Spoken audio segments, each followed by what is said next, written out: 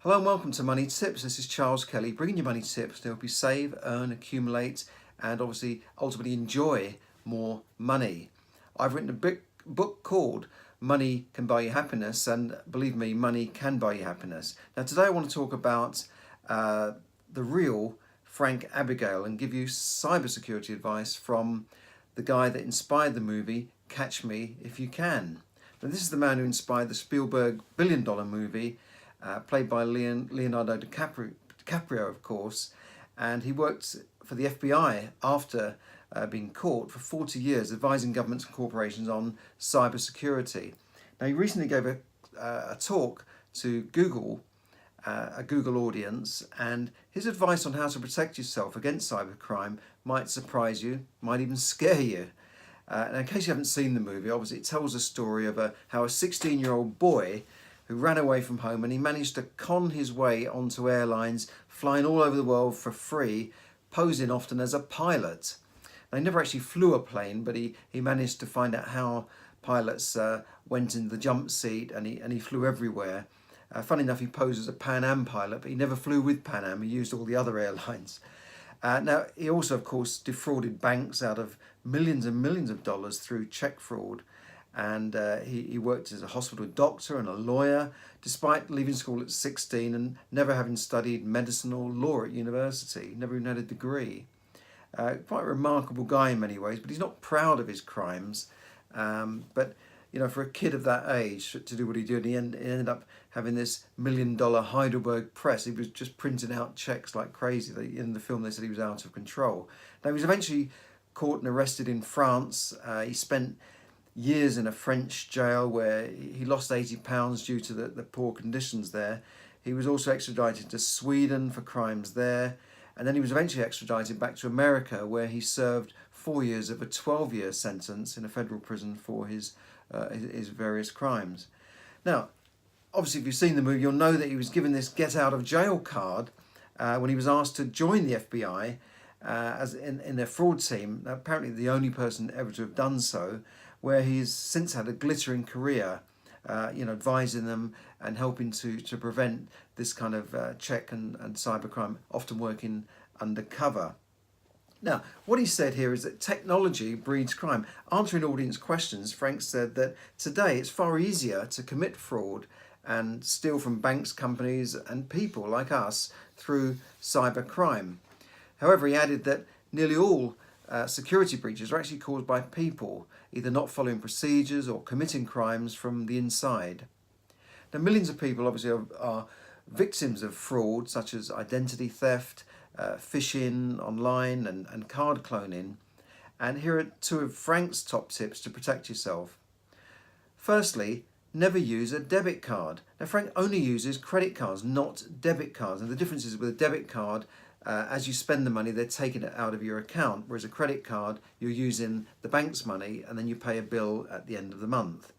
Now, what he's saying is that, okay, the bank will still honour fraudulent transactions, but if your credit card gets cancelled, they'll send you another one within a few days. But if your debit card gets cancelled, it can cause a whole lot of problems. It might investigate it, it might go on for weeks. And in the meantime, your bank account is frozen, your direct debits and your standing orders will just stop, and you might get into trouble with your lenders and people that you pay bills in. All in all, it's just a whole lot of hassle. And if someone gets hold of your debit card details, they can literally wipe out the contents of your bank account.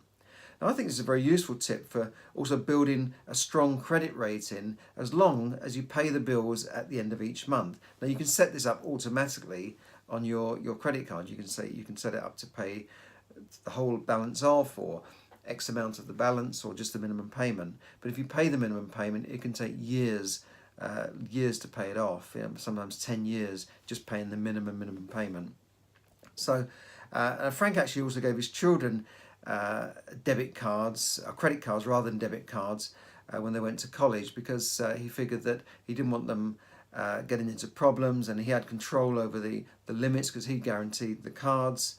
And it also meant that the kids could build up their own credit rating, so when they left college they were able to get a mortgage and buy a car on loans or whatever. So that was a quite useful tip. Now, his second tip was to monitor your credit rating on a monthly basis. Now, there's lots of services you can get this from out there. Now, he's obviously in America, and he's got one where you can log in and check his credit rating online. So he can see really in real time if someone is using his identity or doing something naughty.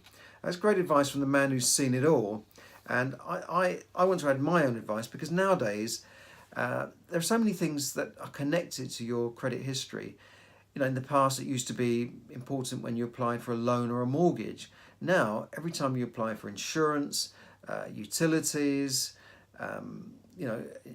mobile phone contracts, renting a property, and even applying for some jobs, your credit history is checked. They check your credit history, and in some ways they're looking at a rating, but it's mainly the credit history they're checking. Now, there are a number of ways you can check and protect and build your credit rating, which require really hardly any effort at all. You can do it online, but you need to stay on top of this. Now, I'm going to give you 7 tips for protecting your credit rating. 7. Okay, here goes. 1, I'd say protect your credit rating with your life. This is so important. Build your credit rating, guard it with your life. Really got to take this seriously. Often things can go on for a long time, and somebody's using your name, your identity. They've cloned your card, and you can really get into a lot of trouble over this, and it can take a long time to unravel it. So that's the first thing. Really take this seriously. Protect your credit rating with your life. Number 2 is check your credit rating regularly, like Frank says. Protect it by never allowing your rating to be compromised by not paying bills or defaulting on your credit card. Now, if you default on your credit card, it can stay on your credit record for up to 6 years. So really got to be very careful about this. It's just almost as bad as a county court judgment. Now, to check your credit file and obtain a credit rating, you can apply to some of the main credit reference agencies in your country. Now, in the UK, the big 3 are Experian.co.uk, they've been around for years. Equifax also .co.uk. Equifax, that's EQUIFAX.co.uk, and not so well known callcredit.co.uk. Now, they can supply a free report, or they might charge you a small fee. You can pay for a monthly subscription for ongoing reports, but at very least obtain a free report or a basic report to start with. Don't neglect this. Now, you can also get one of those combined credit reports from companies that will give you all 3 on one page, and that's quite useful because different credit reference agencies will hold different information on you depending on the companies that report the activity. Now, basically what happens is when you apply for something, a company is going to do a search on you, and that is then reported to the credit reference agencies. Or if you take a loan from a bank, it will be reported to the credit reference agent. Now, some companies might use Experian, some might use Equifax, so you might have different things on different reports. In the past, they didn't have mortgages on credit reports. You could get a loan for £10 a month, and that would be on your credit report, but mortgages were not. And this led to people being able to take out more mortgages than in different names, several mortgages in their own name without the other lenders even knowing about it. But nowadays it's much more controlled. But it's useful to get an overview of the different companies, or just apply for all 3 yourself. Now, I would say at least, if you're not going to do it monthly, at least once a year, because errors can appear and it can affect your ability to obtain credit, take out a mortgage or whatever. So, even opening a bank account is quite difficult now. They're just checking everything. So at least check it once a year. Now, if you discover something on your file that shouldn't be there, like the dreaded county court judgment or the CCJ, or a default on your credit agreement, or a utility bill that you defaulted on, you can dispute this with the company, or go to the financial ombudsman, or go to the citizens advice, because it might be that there's errors there. Maybe that you're not even using this company. I had one where somebody was taking out using a catalogue company in my name. So they were buying things and not paying for them, and then moving addresses, but they're using my name. I also had on PayPal, someone had got into my account and changed the address. I live in London. They put the address down as Liverpool. And I reported this to PayPal, and they said, well, it's not our fault, it's not, we haven't been compromised. That was it. So I don't really use PayPal that much now. But you see how these things can happen. And nowadays we're using our cards in all sorts of places. We're going into, buying pizzas and doing things online. And I've had a few where I bought pizzas, and I've called. There was a well-known cab company where I was phoning up for cabs using my card, and immediately after the card became compromised. Unfortunately, it was a credit card, and the bank immediately spotted it and stopped the card. But if you discover something, you really need to sort this out. You may be able to go to the court to have a judgment set aside, which means that you haven't been aware of the legal action. You might have moved address, and you can go and have it set aside and have the trial heard again. Now, companies also report you for late payments.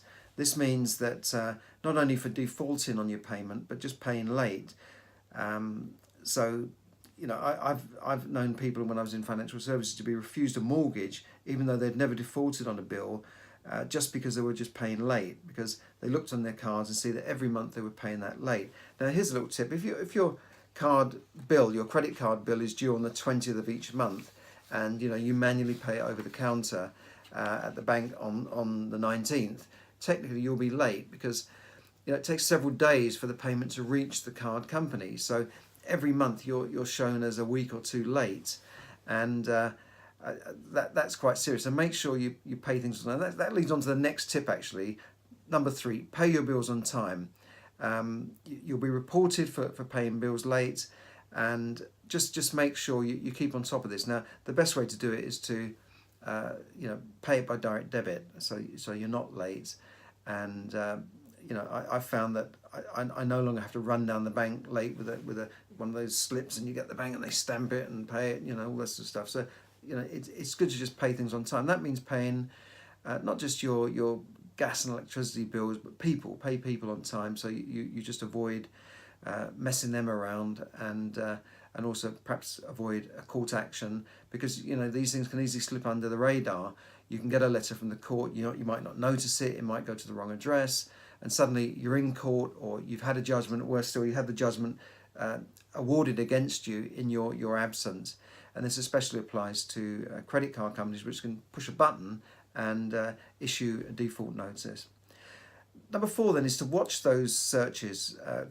Credit searches are recorded and leave what's called a footprint when you apply for credit, utilities, etc. In some cases, you might have looked into a loan, and they've given they've done the credit search, and it looks like you may have taken that loan. So a lender might think that you have that loan ongoing when you haven't even proceeded with the loan. So that's another reason for sort of checking your file all the time. Number 5, now this is pay up when you lose and live to fight another day, meaning that if you're involved in a legal dispute and it goes to the county court, and you lose the case. This can happen for a variety of reasons. Judges can be very fickle, but if you lose the case, you've got less than a month to settle the debt awarded to the other side by the judge. Otherwise, the debt will appear on your credit file as a county court judgment for 6 years. Even if this means that if you don't pay it off immediately or within 30 days, it will then appear on the credit file as a county court judgment. Now, even if you pay it off, like after a few months, you say, right, I'll pay that off now, it will still stay there. And especially, you might think, well, I'm paying by installments or clear it in full, that it's okay. It's not. It still shows that you've had that county court judgment. And even when you pay it off and then you ask the court to show it as a settled debt, it still means that you had the county court judgment. So make sure that if you ever lose a case, you just make sure you pay that bill off. Then you can dispute it later on, or go back to the company, or maybe appeal or whatever, but just make sure you pay that off. And number 6, I might have mentioned this earlier, but I want to really emphasize this. Try and pay most of your bills by direct debit to avoid missing a payment or being late, because that's going to appear on your file. So use direct debit standing orders to pay things, and it also saves you time, because you're not messing around looking for bills and running down the bank, etc. And number 7, if you're in dispute over a small bill or a utility bill, and you say to someone, look, I don't owe this, I'm adamant, I'm not paying it, now that's fine. But if you refuse to pay, the company may issue a default notice against you, and which means that you can really do without this, because as I said, the default note can stay on your record for 6 years. So I would say the best thing is to just pay the thing off and then dispute it later on. Now, you might say that the big old bad banks are ripping people off and issuing defaults, but it's not actually true. In my days working in the banks, the people I work with were the most honest people you could meet. And, you know, they really spent most of their time dealing with, let's face it, people that were just, I won't call them idiots, but they were people that were just, you know, every month they were going overdrawn, they weren't paying their bills, their direct debits were bouncing, and they were complaining that they were being charged every time they bounced a direct debit. Now, you know, because they were not running their finances properly, so they would blame the bank. And they employed 4 people who sat around a desk just talking to people every day about, here's him again, you know, about what's gone wrong in his account. And quite frankly, they could do without these accounts, you know. They're not really there to make money from people by charging them for late payments and going overdrawn without permission. But, you know, it's your responsibility to run your finances. And, you know, the other thing is, I met countless people who've allowed their credit ratings to be completely messed up over a £50 water bill. I said, well, I didn't pay it because I didn't know it. I'm not paying it. I'm not paying it. Why don't you can take me to court? I'll see you in court, and all this sort of stuff. You know, but it's all, what? You've lost because they've issued that judgment or a default against you, and you've got a £50 county court judgment or a £50. What a waste of time! A £50 default on your file forever, which means that you're going to be then turned down for a mortgage, because the mortgage company think, well, you say it's only £50, but the mortgage company might think, well, hang on, this guy's going to go to court over £50. Do we really want this guy as a client? Plus the fact that, you know, a lot of things are automated now, so the banks use a system which basically profiles you, and if there are any little problems, they just refuse you. So sometimes even you can't even get a manager to override it and say, look, let's take a view on this. This is obviously an oversight. So you've really got to be very careful. And in times when, you know, there are credit crunches, the banks get even tougher on this. And, you know, I've known people to go bankrupt also, to allow themselves to go bankrupt over a £2,000 dispute. I remember a guy had an agency with an insurance company, and he owed them £2,000, but he said, sod them, I'm not paying them, I'm going to go bankrupt. And he went bankrupt, yeah, for £2,000. What an idiot. You know, if you're going to go bankrupt, at least go bankrupt for a few million, not for £2,000. And remember also that bankruptcy is seen as an easy way out now. Even people are going bankrupt over student loans. But I'd say avoid that, because it stays on your history forever. You have to answer these questions. Have you ever been bankrupt? Not have you been bankrupt in the last few years, but have you ever been bankrupt? Yes, you can write off the debts, but it can really mess up your life. That's a whole nother subject. So don't just think, oh, the easy way out is just to go bankrupt and wipe out all these debts. Same thing applies for these companies that will enter into arrangements with your creditors. And you know, sometimes these arrangements can go through the courts and appear on your credit file as well. So be careful about those. Sometimes it's just better to pay people off than go into these clever arrangements where, you know, you're paying these companies fees as well. The people you owe money to are not getting back what they thought they were getting back, and you know, they're called voluntary arrangements, and they're like a halfway point between paying your bills and going bankrupt. So the voluntary arrangement is not actually bankruptcy, but it's still an arrangement. So it will say on mortgage forms, have you ever entered into an arrangement with your creditors? In other words, have you ever not paid them all off, or been bankrupt? So just be careful about that.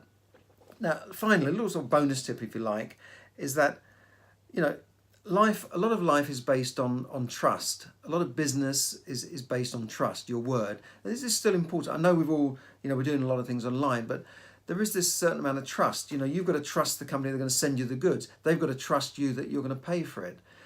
So business wouldn't work without trust. You know, in the city, in high finance, you know, people shake hands on things. A lot of it is down to trust. They take you for your word, as it were. So try and be honest, you know, pay people back. If you owe, I'm saying people, banks are made up of people, right? They're not some faceless institution. You know, if people don't pay banks, then, you know, they load those losses onto us. So we're all paying for people who don't pay them back. So, build trust, build your reputation as someone who can borrow money and pay it back. Because the more you do that, the more you will build your credit rating. If you have a credit card bill, you pay it off, you borrow a bit more, you pay it off, your credit rating is going up and up and up. So I would say be honest, be straight, pay people off.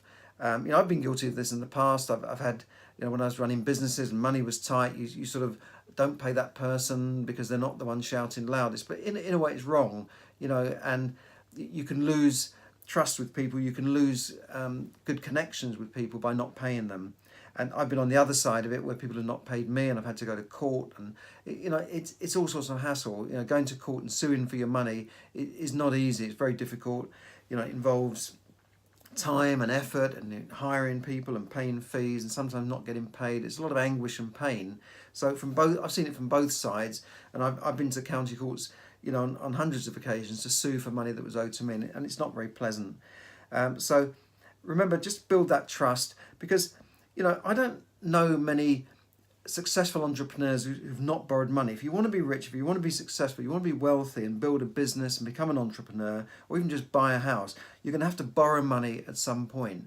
So this is where protecting your credit rating, protecting your reputation, if you like, and your peace of mind, knowing that you're the type of person that can be trusted. You can trust yourself. You know that if you ask someone to borrow, to lend you money for a reason, for starting a business or buying a house, you know in yourself that you're the type of person that will pay that back. And that's very important for your reputation and also for your peace of mind. Lastly, I'd say don't borrow money for frivolous, silly things like, consumer goods. I've been through this in another podcast. Be careful about, just borrowing money for silly things. Borrow money for good things. Borrow money to buy property. Borrow money to start businesses if you have to borrow money. But don't do what I call bad borrowing. So that's the final thing there. I hope you've enjoyed it. I won't run through every tip again, but in general, just make sure, the final thing is to guard your credit history with your life. Thank you.